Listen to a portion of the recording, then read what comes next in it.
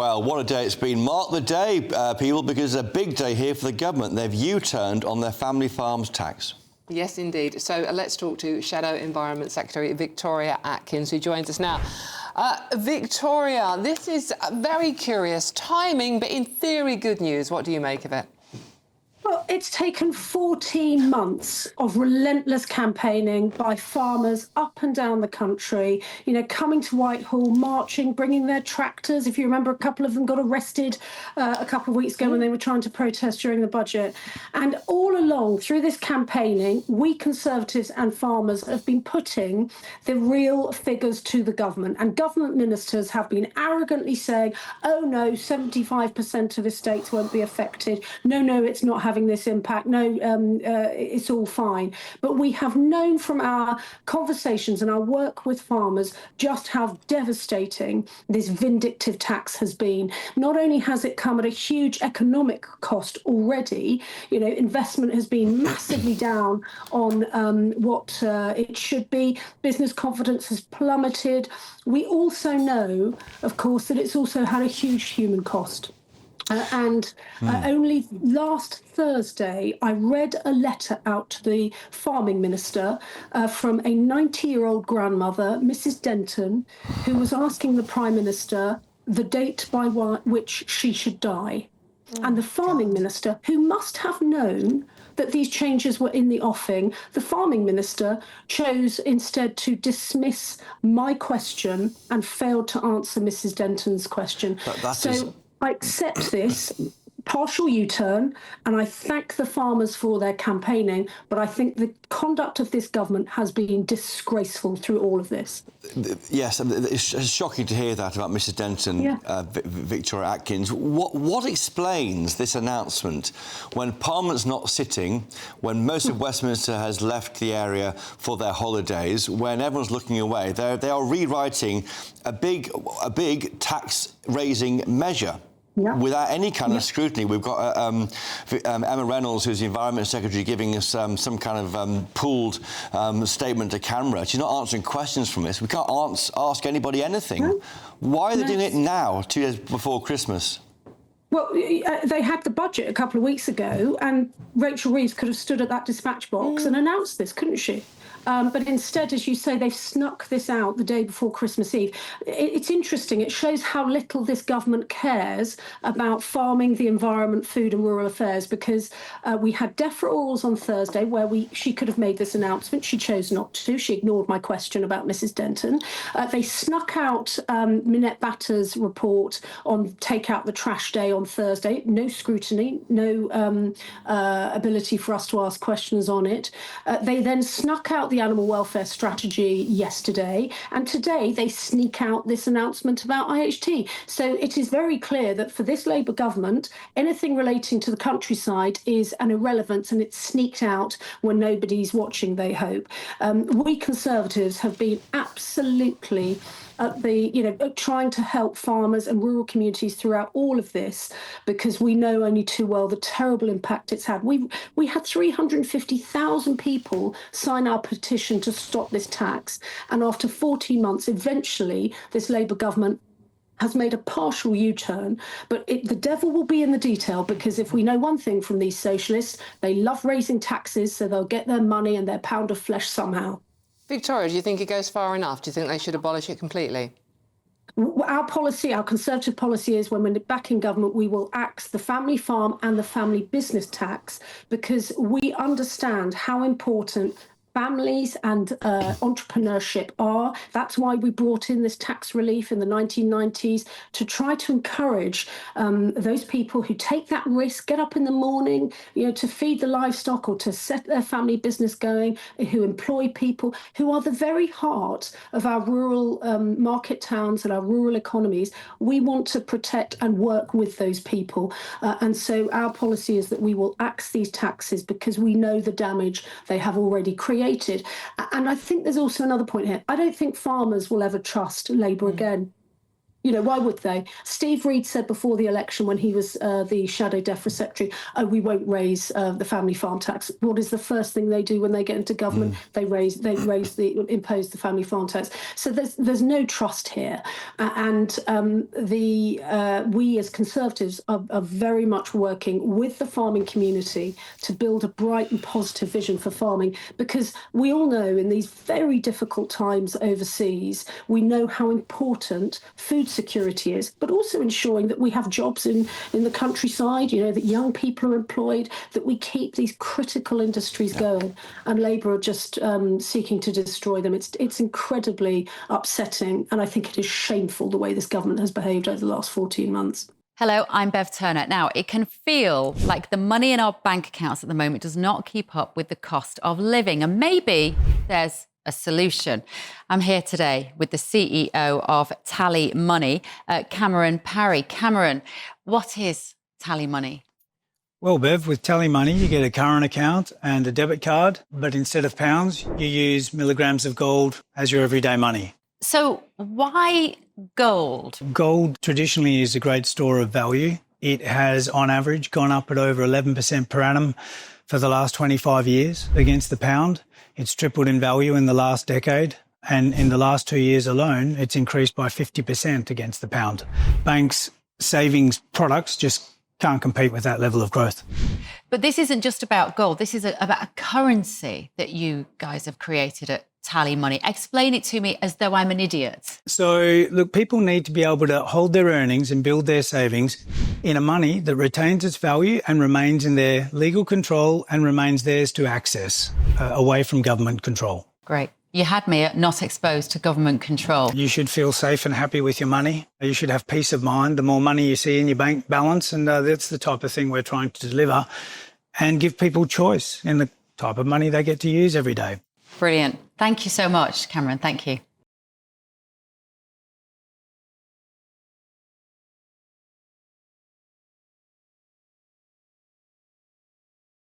I can't remember, Victoria Atkins, when we've had such a big fiscal announcement when Parliament's not sitting. I mean, just before Christmas. This is hundreds of millions of pounds they've got to find now from the budget that they were not going to get. They say now that rather than 2,000 farms being affected in April, it's 1,100 farms. They've got to find the money from somewhere. Parliament's not sitting. We've now got 2 weeks before we find out. Well, there must be a statement in the Commons on the first day back, but it just doesn't make any sense. Why now? Unless they were worried by that exchanges in that committee meeting with MPs and Sir Keir Starmer about the threat of farmers killing themselves before the change. But I first raised the first suicide. We heard about a farmer committing suicide before last Christmas, and so I raised this with the then Secretary of State, who has since been moved to another department. I raised it with him at last Christmas. We Conservatives have raised these tragic cases throughout the last year. The ministers have known for a long time that this has been happening. They can't pretend they didn't know. They did know. And what is more, farmers themselves have been writing to ministers.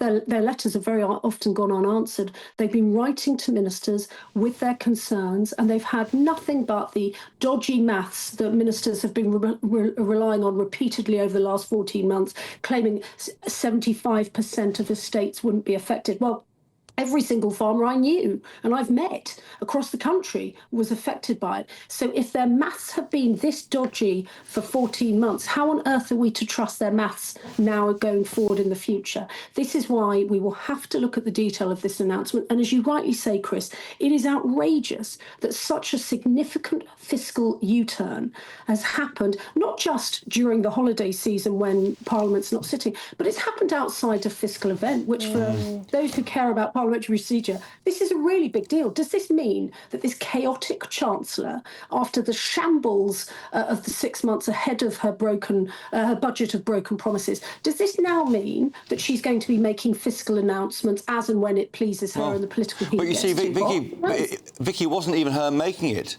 It wasn't Rachel Reeves. It wasn't Rachel Reeves ripping up part of a budget. It was somebody else entirely. Somebody who wasn't even the Environment Secretary when it came in. It's Emma Reynolds doing it in a clip to camera. Where is Rachel Reeves? It's her budget's being ripped up here. Where is she?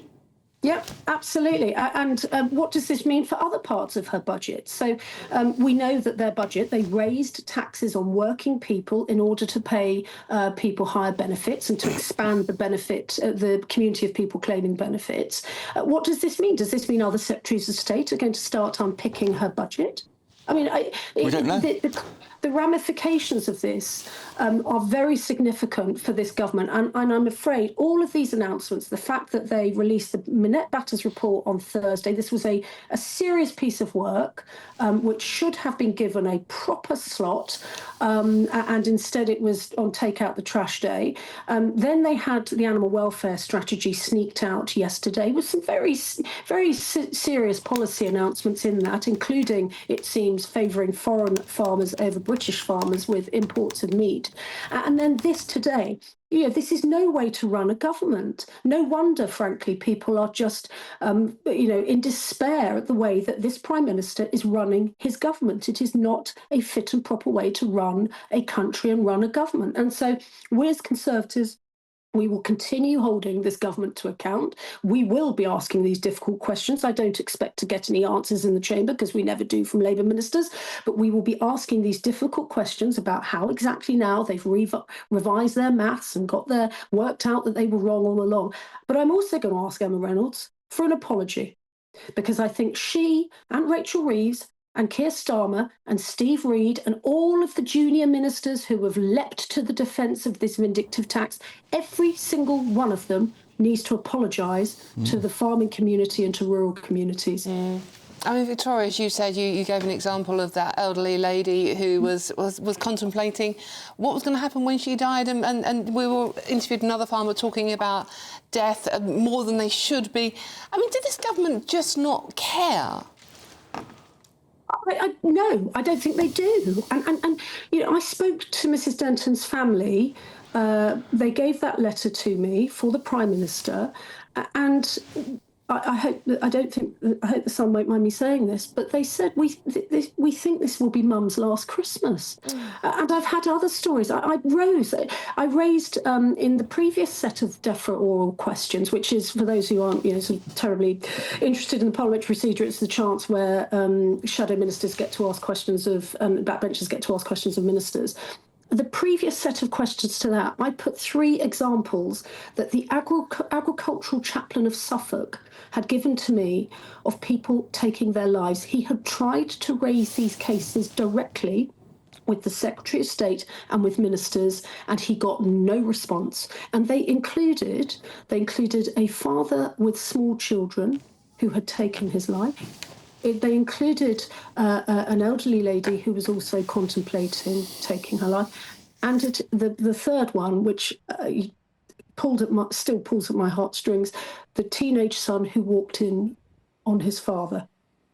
I put those cases to the Secretary of State that's just done this video clip, and she had nothing to say to it.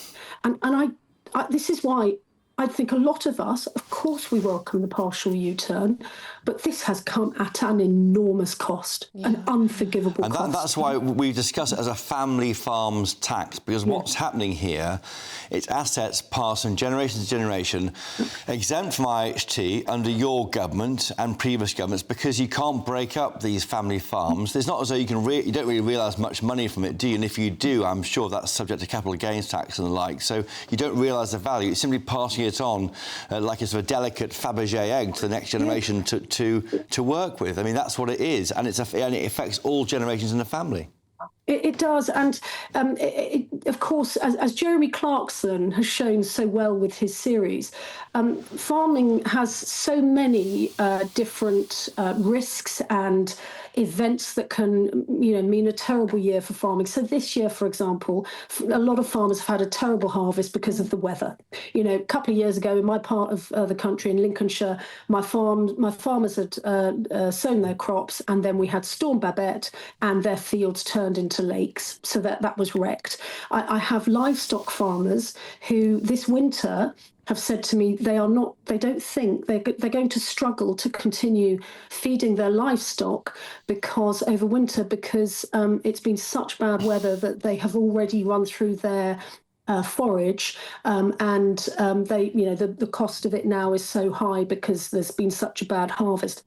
And actually, I wrote to the Secretary of State about a month ago. We held an emergency summit ahead of budget with farmers to ask them for the solutions they need, practical measures to survive the next 12 months. Of course, the family farm tax, scrapping that was the first thing. But there were some other very, very sensible solutions that we gave to the government from farmers directly. And I've had a letter back saying, frankly, not very much, and certainly not taking these solutions on. But, if you think there are many poultry farmers who are facing the threat of avian influenza.